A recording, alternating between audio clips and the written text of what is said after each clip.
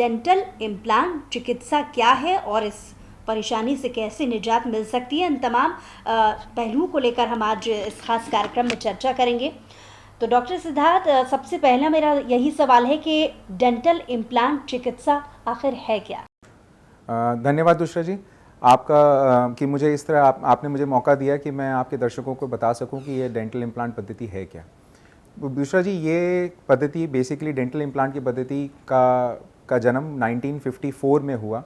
Professor ब्रेंडमार्क करके थे, orthopaedic surgeon थे ये, जिन्होंने ये पद्धति को पहली बार हमारे सामने प्रस्तुत किया और ये बताया कि टाइटेनियम के अगर स्क्रू हड्डी के अंदर कुछ समय के लिए छोड़ दिए जाते हैं तो टाइटेनियम और हड्डी के बीच में फ़र्क ख़त्म हो जाता है।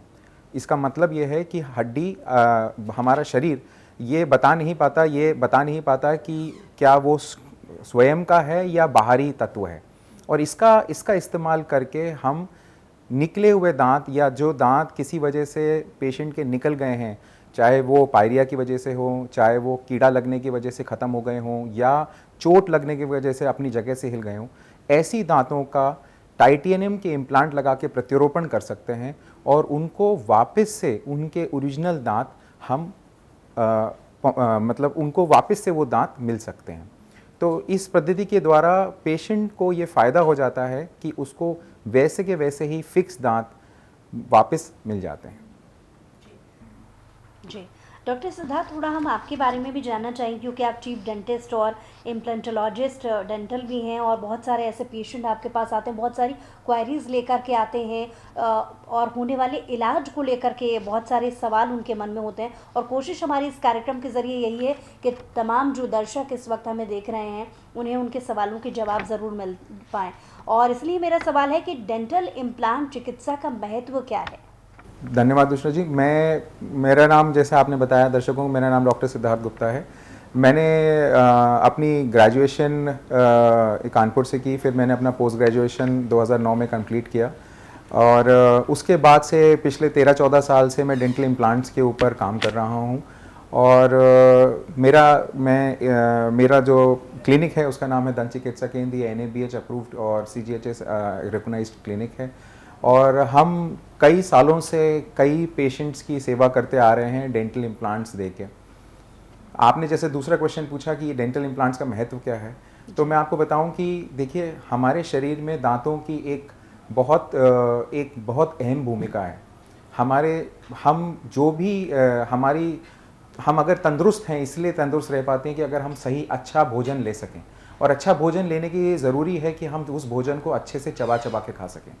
एक तो ये हो गई तंदुरुस्त रहने की बात, दूसरी हो गई एक कॉन्फिडेंस की बात। अगर हमारे दांत अच्छे सुंदर रहेंगे और स्टेबल रहेंगे तो हम अपने आप में कॉन्फिडेंस फील करते हैं, हम सोसाइटी में, पब्लिक में मुस्कुरा सकते हैं, बात कर सकते हैं और इस चीज़ की चिंता नहीं होती कि दांत कहीं गिर ना जाए, जैसे देखा गया है कि बत्तीसी लगाने वाले पेशेंट्स के साथ होता है। तो डेंटल इम्प्लांट्स की वजह से सबसे बड़ा जो फ़ायदा पेशेंट को मिलता है वो ये होता है कि उनको, जैसे हमारे भगवान ने हमारे को दांत बना के दिए हैं, कोशिश ये की जाती है कि डेंटल इम्प्लांट्स के द्वारा उस प्रोसीजर को या उस संरचना को उसी रूप में वापस पेशेंट को दिया जा सके।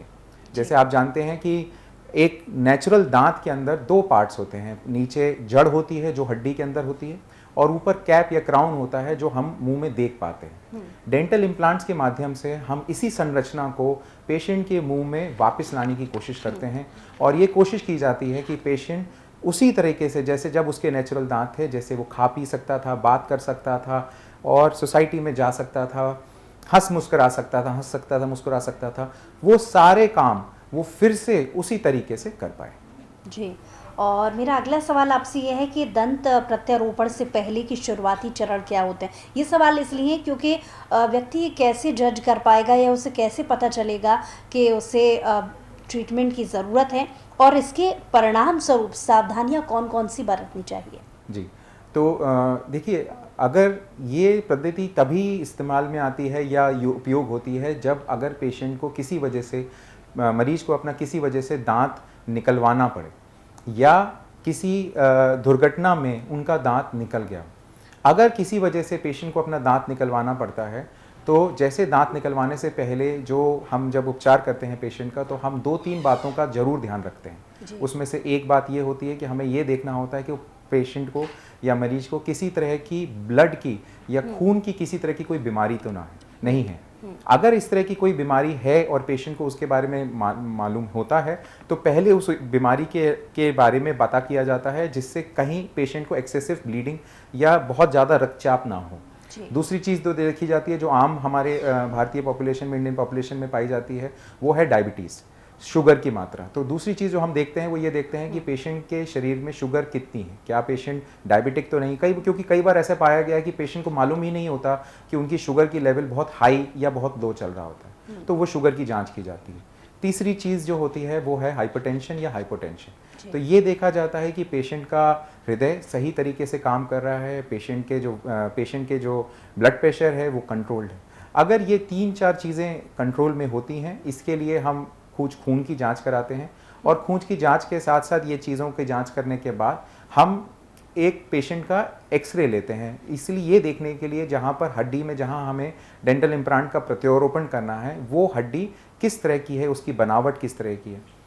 जहाँ एक से ज़्यादा इम्प्लांट हमें करने होते हैं, जैसे मान लीजिए अगर पेशेंट के एक भी दांत नहीं है, पेशेंट के मुंह में एक भी दांत नहीं है, पूरे के पूरे दांत निकल चुके हैं, और जहाँ हमें एक से ज़्यादा इम्प्लांट प्रत्यारोपण करने होते हैं, तो वहाँ एक प्रोसीजर होता है, एक एक्सरे होता है, जैसे सीटी स्कैन आपने सुना होगा। तो दांतों का जो सीटी स्कैन होता है उसे सीबीसीटी कहते हैं, कोन बीम सीटी।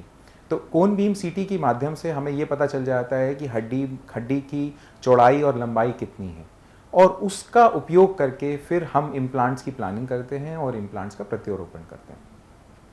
जी, और डॉक्टर सिद्धार्थ, मेरा अगला सवाल आपसे यही है कि डेंटल इम्प्लांट चिकित्सा प्रक्रिया आखिर है क्या? क्योंकि लोगों को ये भी धारणा है कि इतनी लंबी प्रक्रिया वो अपनाएंगे तो उनका समय बहुत ज़्यादा जाएगा, बहुत समय तक वो ठीक तरीके से अपने दांतों का इस्तेमाल नहीं कर पाएंगे, बहुत सारी उन पर पाबंदियां होंगी, और सबसे महत्वपूर्ण सवाल ये कि इसकी कॉस्ट क्या आ सकती है। मैं समझती हूँ ये सवाल ऐसा सवाल है जो हमें देख रहे हर दर्शक के मन में इस वक्त, अगर वो इस ट्रीटमेंट के बारे में सोच रहे हैं, तो ये ज़रूर उनके मन में सवाल उठेगा।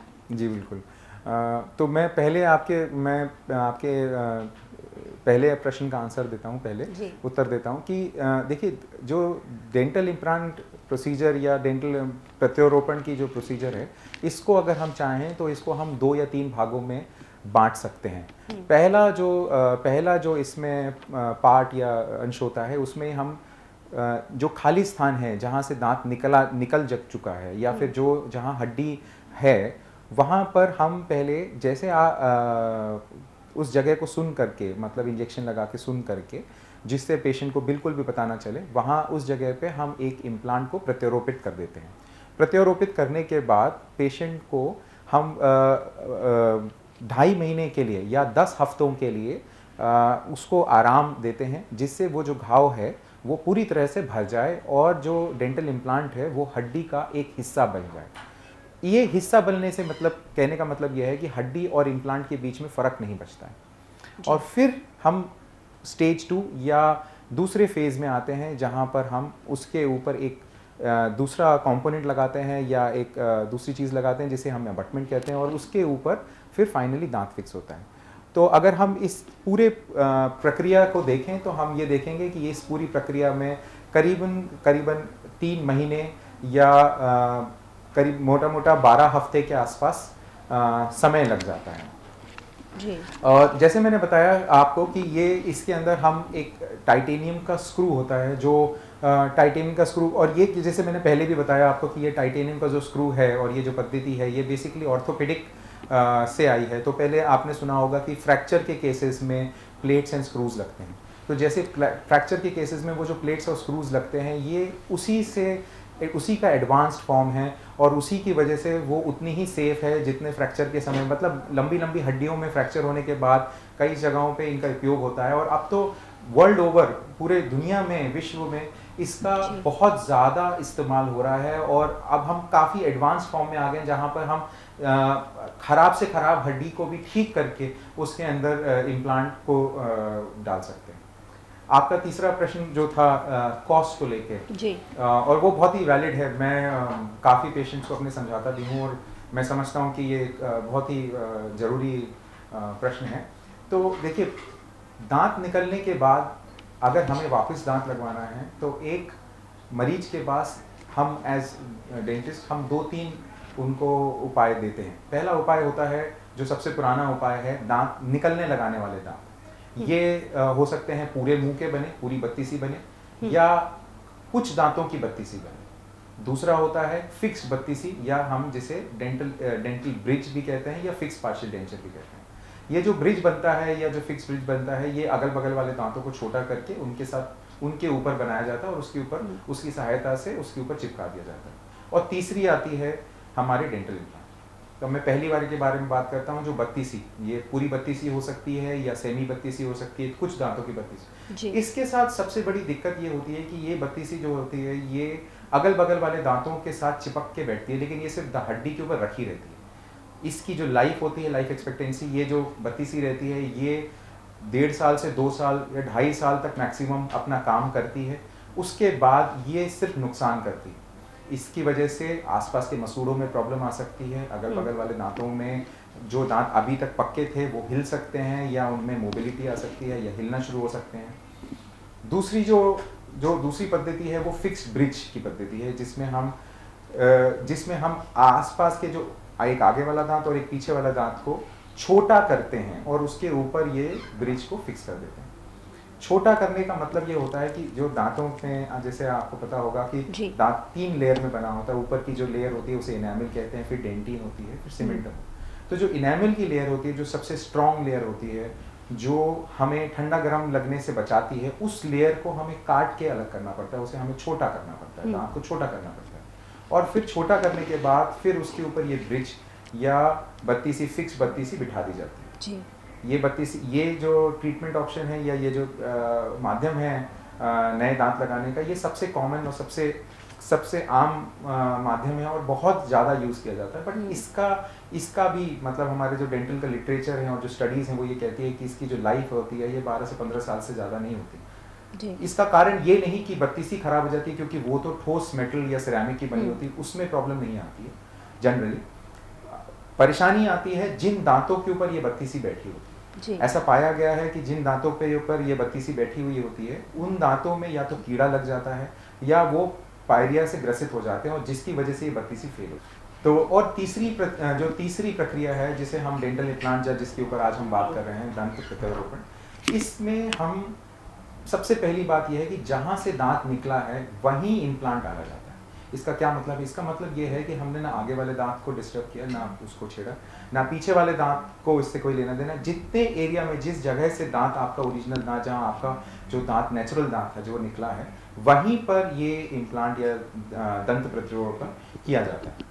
इसके 2-3 फायदे होते हैं। पहली बात तो ये कि ये जैसे आपका ओरिजिनल दांत था, आपका नेचुरल दांत था, उसके जैसे ही काम करता है, क्योंकि वो वहीं लगा है, उसके जैसे ही दिखता है, और उसके जैसे ही आपको सारी चीज़ें करने की आज़ादी देता है। दूसरी चीज़, इसको लगाने की वजह से आपके बाकी दांत और बाकी मसूड़ों पे कोई असर या कोई खराब असर नहीं आता है। इसका मतलब है ये दांत की वजह से बाकी दांत जो इन्वॉल्व भी नहीं थे, उनके ऊपर कोई प्रॉब्लम नहीं आती।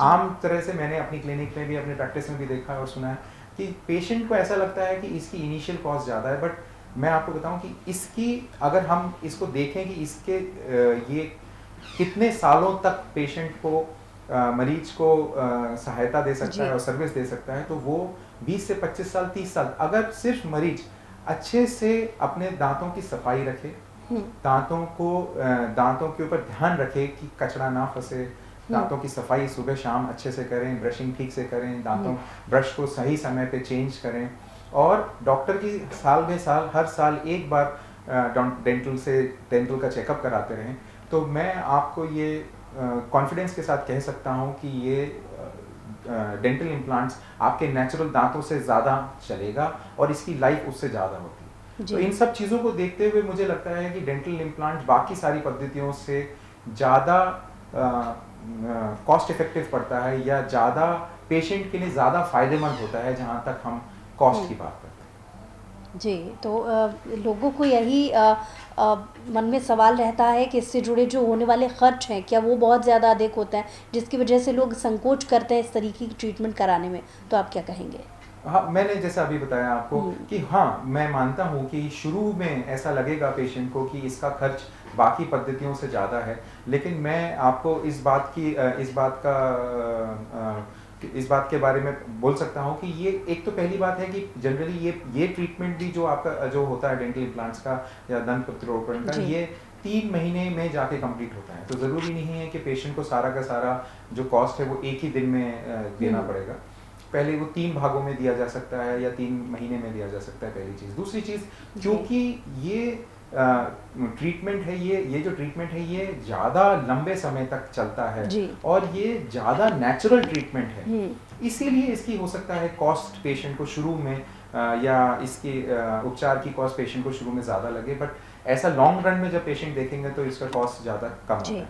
तीसरी चीज़ क्या है कि इसमें जो मटेरियल यूज़ होता है, हुँ, जो टाइटेनियम यूज़ होता है, वो टाइटेनियम की वजह से और जो लैब का खर्चा आता है वो इन सारी चीज़ों की वजह से, जो जिस प्रिसीजन से ये काम किया जाता है उसकी वजह से ये इसकी कॉस्ट हो सकता है मरीज को थोड़ी सी शुरू में ज़्यादा लगे, हुँ। लेकिन अगर हम लंबे समय के हिसाब से देखेंगे लेकिन अगर हम। फ़ायदों के हिसाब से देखा जाए तो जी, मेरे ख़्याल से इसके फ़ायदे बहुत ज़्यादा हैं, जी, जी, और बहुत अच्छे से आपने इस प्रक्रिया को समझाया कि कैसे ये पूरा ट्रीटमेंट होता है। आप ही के जवाबों से जुड़ा हुआ एक सवाल इसमें सामने आया कि दंत प्रत्यारोपण प्रक्रिया के दौरान महत्वपूर्ण प्रक्रिया क्या है? महत्वपूर्ण कदम क्या उठाए जाते हैं? और यदि पहले से कोई दाँत अगर क्षतिग्रस्त है, तो उसे निकाला जाना क्या ज़रूरी है और क्या इसकी प्रक्रिया होती है? हमें जब ये पता चल जाता है कि पेशेंट का ब्लड का रिपोर्ट्स, हमने जैसे मैंने अभी बताया कि पहले हम पेशेंट की ब्लड रिपोर्ट्स देखते हैं, हुँ, पेशेंट का सीटी स्कैन या एक्सरे, जिस तरह से जो ज़रूरी है वो करने के बाद एक बार हम निश्चिंत हो जाते हैं कि यस, यहाँ पर हम डेंटल इम्प्लांट्स का फ़ायदा ले सकते हैं। उसको करने के बाद हम डेंटल इम्प्लांट की प्रक्रिया करते हैं, और ये मैं आपको बताना चाहता हूँ ये बहुत ही सिंपल प्रोसीजर है, जो मेरे ख्याल से 15-20 मिनट से आधे घंटे से ज़्यादा लगता नहीं है। हुँ, पेशेंट पूरी तरह से कॉन्शियस रहता है, पेशेंट को कहीं से कहीं तक कोई दर्द नहीं होता। जैसे दांत निकलवाने के बाद प्रिकॉशंस लिए जाते हैं, जिसमें हम पेशेंट से बोलते हैं कि भाई आपको 2-3 दिन ठंडा खाना खाना है, हल्का मुलायम खाना खाना है, गर्म खाना थोड़ा अवॉइड करना है। ये सारी छोटी-छोटी चीज़ों का ध्यान रखने के लिए पेशेंट को बोला जाता है। हो सकता है 4 से 5 दिन की एंटीबायोटिक कवरेज भी पेशेंट को दिया जाता है, क्योंकि हम नहीं चाहते कि कोई भी नई जगह पे किसी तरह का कोई इन्फेक्शन हो। इन छोटी-छोटी बातों का अगर पेशेंट ध्यान रखता है तो मुझे जी। नहीं लगता पेशेंट को किसी तरह से कभी कोई प्रॉब्लम आएगी। और फिर 3 महीने बाद उस जगह पे हम उस जगह का नाप लेके उसके ऊपर दांत लगा दिया जाता है। ये पेशेंट के ऊपर होता है कि हम दांत किस अलग-अलग जगहों के हिसाब से अलग-अलग, अगर एक दांत है, एक इम्प्लांट के ऊपर अगर हमें एक दांत लगाना है तो उसके ऊपर उसको क्राउन कहते हैं, वो हुँ, अलग-अलग टाइप का बनता है। अगर ज़्यादा दांत हैं, ज़्यादा दांत मिसिंग हैं, तो उनके ऊपर हमको एक से ज़्यादा इम्प्लांट लगाने पड़ते हैं, तो वहाँ पर ब्रिज या फिक्स प्रोस्थेसिस होती है, हाइब्रिड प्रोस्थेसिस, वो लगाई जाती है। तो मेरे कहने का मतलब ये है कि आज की तारीख में बहुत सारे माध्यम, बहुत सारे सॉल्यूशंस अवेलेबल हैं, हर कंडीशन के लिए सॉल्यूशन अवेलेबल है। और जैसा आपने दूसरा प्रश्न आपका जो था कि अगर दांत फेल हो रहा है तो अब एक नया पद्धति आ गई जिसे हम इमीडिएट इम्प्लांट भी कहते हैं। तो इमीडिएट हुँ, इम्प्लांट में क्या किया जाता है कि हम, जैसा आपको मैंने बताया कि पहले दांत निकलवाना पड़ता है और फिर इम्प्लांट लगवाना पड़ता है, तो आप बिल्कुल समझेंगे कि 2 सर्जिकल प्रोसीजर हो गए। आजकल हम जो नई पद्धति से हम जिस तरह से इम्प्लांट प्लेस कर रहे हैं उसमें हम क्या करते हैं कि जिस दिन दांत निकाला जाता है उसी विजिट में, उसी समय दांत निकाल के वहीं जो दांत निकालने के बाद जो गड्ढा रह जाता है हड्डी में, या फिर जो जगह रह जाती है, जो जी। नेचुरल जगह रहती है, उसी नेचुरल जगह का इस्तेमाल करके वहीं पर हम डेंटल इम्प्लांट को उतार देते हैं। इससे 2 फायदे होते हैं। पहली बात तो पेशेंट को 2 बार सर्जरी नहीं करानी पड़ती, हुँ, पेशेंट को एक ही बार एनेस्थीसिया लेना पड़ता है, एक ही बार एंटीबायोटिक का कोर्स लेना पड़ता है, हुँ, पेशेंट को दर्द कम होता है, पेशेंट को डेंटिस्ट के पास विजिट कम होती है, डेंटिस्ट के पास आना जाना कम पड़ता है, और पेशेंट ज़्यादा कंफर्टेबल रहता है, जी। और दांत के ऊपर जो कैप लगना है वो भी जल्दी लगा दिया जाता है। बट मैं इसमें एक चीज़ ये जोड़ना चाहूँगा कि ये सब जगह नहीं हो सकता है। इसके लिए हमें पहले एक्सरे करके ये सुनिश्चित करना पड़ता है कि पूरी जितनी हड्डी एक इम्प्लांट को चाहिए उतनी वहाँ अवेलेबल है, वहाँ पर है कि नहीं है, उसके बाद फिर ये प्रोसीजर भी किया जा सकता है। जी। और विशिष्ट जोखिम क्या हो सकते हैं डेंटल इम्प्लांट में? बिल्कुल आपका बहुत ही जायज़ क्वेश्चन है ये। देखिए, अगर हम जोखिमों की बात करें तो डेंटल इम्प्लांट अपने आप में एक माइनर सर्जिकल प्रोसीजर है, लेकिन हम एक दांत को निकालने को भी एक माइनर सर्जिकल प्रोसीजर के अंडर में रखते हैं। तो ज़रूरी ये है कि हम पहले कोई भी प्रोसीजर करने से पहले पेशेंट की पूरी जांच करें, ये देखें कि उनको किसी तरह की, जैसे मैंने पहले भी बात की, कि उनको किसी तरह का कोई खून की बीमारी या मधुमेह की बीमारी, डायबिटीज़ की बीमारी या ब्लड प्रेशर की बीमारी, ये सारी चीज़ें ना हो। अगर ये सब हमने सुनिश्चित कर लिया है तो इसके रिस्क या खतरे बहुत कम हैं, ना के बराबर हैं। हाँ, ये ज़रूर है, एक 99 में 1%, या अगर अपनी स्टडीज़ को कोट करूँ जो डेंटल लिटरेचर में स्टडीज़ हैं, कि इम्प्लांट का जो सर्वाइवल रेट है, इम्प्लांट की जो मतलब अगर 20-25 साल अगर हम देखें या जब से ये पद्धति शुरू हुई है, तो 98.2% का सर्वाइवल रेट है। 98.2% सर्वाइवल रेट बहुत ही बड़ा और अच्छा सर्वाइवल रेट है, लेकिन फिर भी उसमें 1.8% का फेलियर रेट भी है। वो फेलियर रेट उन्हीं केसेस में होता है जहां मैं कह सकता हूं कि 10 में से 1.5 या 2 मरीज ऐसे हो सकते हैं जहां पर इम्प्लांट अब हड्डी से जुड़ ना पाए। लेकिन उस केस में भी मैं आपको बताना चाहता हूं कि अगर ऐसा कोई होता है, ऐसा पेशेंट के साथ होता है जहां पर हड्डी से इम्प्लांट जुड़ ना पाए, तो वो इम्प्लांट बिना किसी दर्द के जनरली लूज हो जाता है और वो डॉक्टर के पास जाके डेंटल इम्प्लांट वापस निकाला जा सकता है। इसके बाद अगर पेशेंट चाहें तो फिर से इम्प्लांट प्रक्रिया की जा सकती है, या एक बार फिर से टेस्ट करके पता करा जा सकता है कि कहीं हड्डी में कोई दिक्कत तो नहीं है, हड्डी में किसी तरह की कोई बीमारी या कोई और इन्फेक्शन तो नहीं है। अगर सब चीज़ें सही पाई जाती हैं तो फिर से इम्प्लांट किया जा सकता है। और अगर कहीं किसी वजह से वो हमें ऐसा लगता है कि वो हड्डी इम्प्लांट को नहीं ले सकती है या हड्डी और इम्प्लांट जुड़ नहीं सकते हैं, तब दूसरी पद्धतियों से दांत लगाया जा सकता है। जी।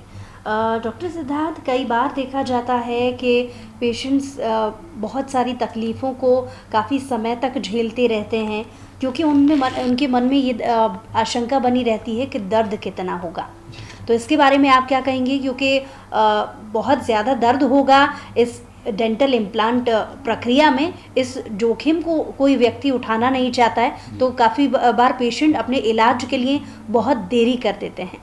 क्या कहना चाहेंगे हमारे दर्शकों से? बिल्कुल सही, आपने एक बहुत ही वैलिड पॉइंट उठाया, बहुत ही सही चीज़ आपने बोली, क्योंकि मैं सुबह और शाम हम आम प्रैक्टिस में हम बहुत ये देखते हैं कि मरीजों को डर लगता है डेंटिस्ट के पास जाने से, और उनको डर लगता है कि दर्द होगा।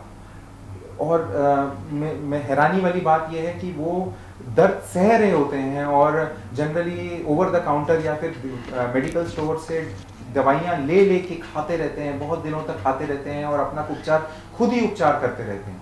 मैं आपके माध्यम से आपके दर्शकों को बताना चाहूँगा कि और उनको कहना चाहूँगा कि आपको डरने की ज़रूरत नहीं है।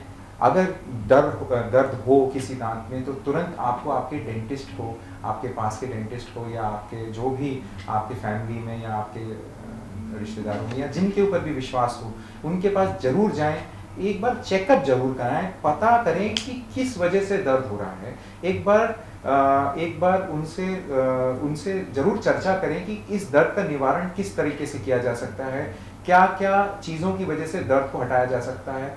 अगर आप किसी वजह से अपना उपचार उस समय नहीं करा पाएँ या करा सकें, तो मैं आपके दर्शकों को बोलना चाहूँगा कि आपको हमेशा डॉक्टर की लिखी हुई दवाई लेनी चाहिए, क्योंकि अगर आप काउंटर से दवाई डायरेक्टली खरीदेंगे तो हो सकता है उन दवाइयों के कुछ साइड इफ़ेक्ट हों जो आपको बाद में पता चलें, क्योंकि डॉक्टर जब आपको दवाइयाँ लिखते हैं तो आपसे पूरी हिस्ट्री, आपके बारे में आपकी सारी चीज़ें पूछ के फिर आपको दवाइयाँ लिखी जाती हैं। उन दवाइयों का असर और उन दवाइयों से आपको साइड इफ़ेक्ट होने के चांसेस बहुत कम होते हैं, पहली चीज़। दूसरी चीज़ ये है कि अगर हम दर्द सह रहे हैं तो पहली चीज़ तो दर्द को निवारण, तो पहले आपने दर्द निवारण कर लिया। दूसरा, जैसे आपका प्रश्न था क्या डेंटल इम्प्लांट्स में जी। दर्द होता है, तो मैं आपको ये बताना चाहूँगा कि देखिए डेंटल इम्प्लांट्स करते समय हम, जैसे मैंने पहले भी कहा, हम दांत निकालने के बाद खाली स्थान पे करते हैं या निकले हुए दांत की जगह पे इसको करते हैं। तो देखिए दांत निकालते समय भी ये, क्योंकि दांत निकालना डेंटिस्ट्री में सबसे पुरानी चीज़ है, जो पहली कभी चीज़ डेंटिस्ट्री जब भी शुरू हुई तो उसमें सबसे पहला काम जो किया गया वो दांत निकालने का किया गया। और हमको भी ये भी मालूम है कि दांत निकालते समय उस जगह को या उस जबड़े के उस हिस्से को एक एनेस्थीसिया के छोटे से इंजेक्शन के द्वारा सुन्न कर दिया जाता है। जी। इसका मतलब ये है कि पेशेंट को जनरली पता ही नहीं चलता कि जब दांत निकाला जा रहा है। तो मैं आपको बताना चाहूँगा कि इम्प्लांट करते समय भी हम वही इंजेक्शन जो दांत निकालते समय लगता है, वही इंजेक्शन को यूज़ करके जबड़े को और उस जगह को सुन्न कर देते हैं जी। जिससे पेशेंट को बिल्कुल पता नहीं चलता।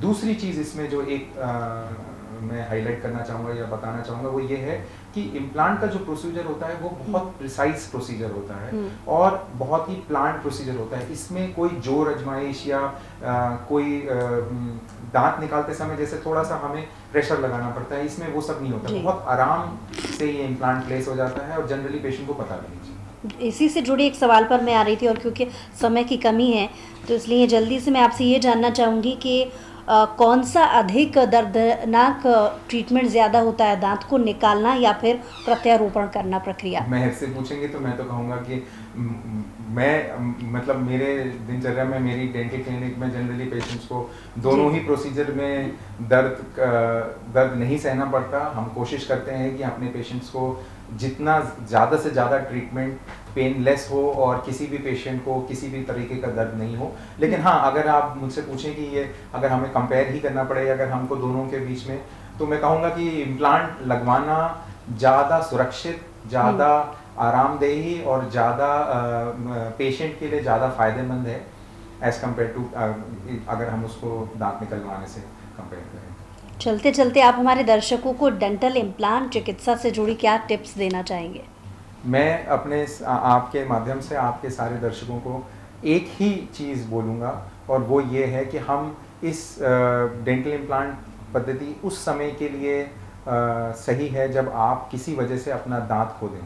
मैं आपको ये सलाह दूंगा और ये आपको बोलूँगा कि अगर हम अपने दांतों की रक्षा करने में, अपने दांतों की साफ़ सफाई करने में अपने दिन का सिर्फ 10 मिनट यूज़ करें या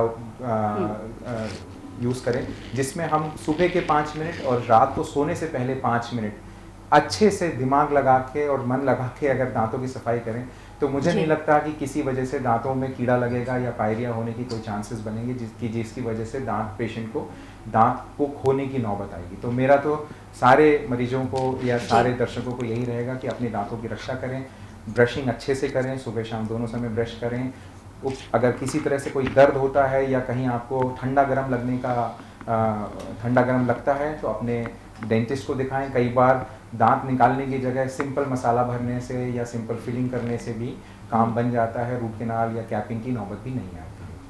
चलिए डॉक्टर सिद्धार्थ, बहुत बहुत शुक्रिया हमारे साथ जुड़ने के लिए और इस खास चर्चा में शामिल होने के लिए। उम्मीद करते हैं कि तमाम जो दर्शक इस वक्त हमें देख रहे हैं उन्हें उनके सवालों के जवाब ज़रूर मिलेंगे और डेंटल इम्प्लांट चिकित्सा क्या होती है, कैसे इसका इलाज होता है, आज हमारे ख़ास कार्यक्रम में हमने जाना। कुछ और अगले टॉपिक्स के साथ हम अगली बार भी हाजिर होंगे। फ़िलहाल मेरे साथ इतना ही। कुछ और ख़बरों के लिए देखते रहिए स्वराज एक्सप्रेस।